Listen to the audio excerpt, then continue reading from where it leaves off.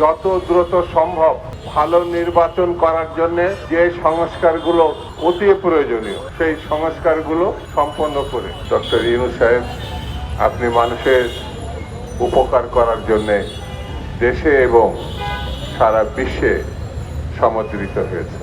আপনার সুনাম আছে। সেই মানুষ যারা খুব নিপীড়িত মানুষ, অভাবী মানুষ, তাদের জন্য আপনি গ্রামীণ ব্যাংক বানিয়েছেন, অনেক কিছু করেছেন। এখন ক্ষমতার শীর্ষ পদে আপনি আছেন।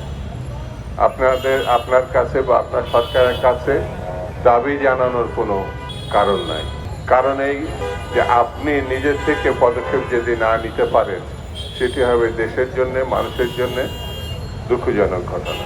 আমরা মনে করি বাংলাদেশ ষড়যন্ত্রের জালের মধ্যে এখন আটকে গেছে। সেই জাল ছিঁড়ে ফেলতে হবে।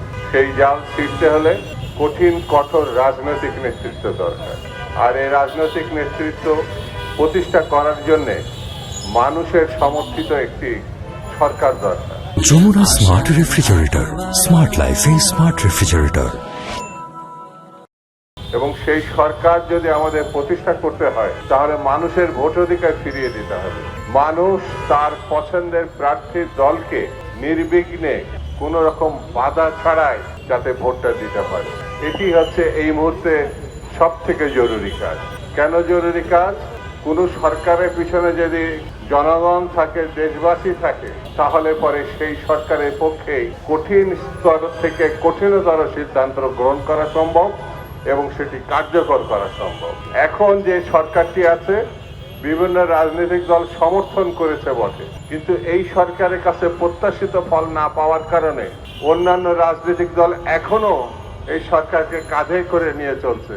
কিন্তু তারা তাদের কর্মসূচি, তাদের আগামী ভবিষ্যৎ নির্ধারণে যদি বারবার হতাশাজনক পরিস্থিতিতে পড়ে, তাহলে এই সমর্থন অব্যাহত রাখা কঠিন হবে।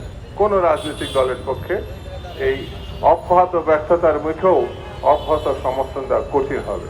সেই জন্য আমি মনে করি যত দ্রুত সম্ভব ভালো নির্বাচন করার জন্য যে সংস্কারগুলো অতি প্রয়োজনীয় সেই সংস্কারগুলো সম্পন্ন করে একটি ভালো নির্বাচনের আয়োজন করা। আমাদের নেতা জনাব তারেক রহমান, বিএনপির অ্যাক্টিং চেয়ারপারসন, স্পষ্ট করে বলেছেন, একেবারে প্রকাশ্যে বলেছেন, নির্বাচন এবং সংস্কারের ভিতরে কোনো সংঘাত নাই। কিন্তু সরকারের পক্ষ থেকে একটা ধারণা দেওয়ার চেষ্টা হচ্ছে কম সংস্কার করলে দ্রুত নির্বাচন দেওয়া যাবে, আর বেশি সংস্কার করলে একটু দেরি হবে। কম বেশির ব্যাপার না, সংস্কার কি করবেন সেটাই তো এখন স্পষ্ট করে বলেন না। সংস্কার চলমান একটি প্রক্রিয়া। এটি যতদিন পৃথিবী থাকবে, দেশ থাকবে, ততদিন আজকের যে সংস্কারের বিষয়টি কালকে তা পরিবর্তন করার প্রয়োজন দেখা দিতে পারে, অথবা এটা এগিয়ে নেওয়ার জন্য নতুন পদক্ষেপ নেওয়ার প্রয়োজন পড়তে পারে।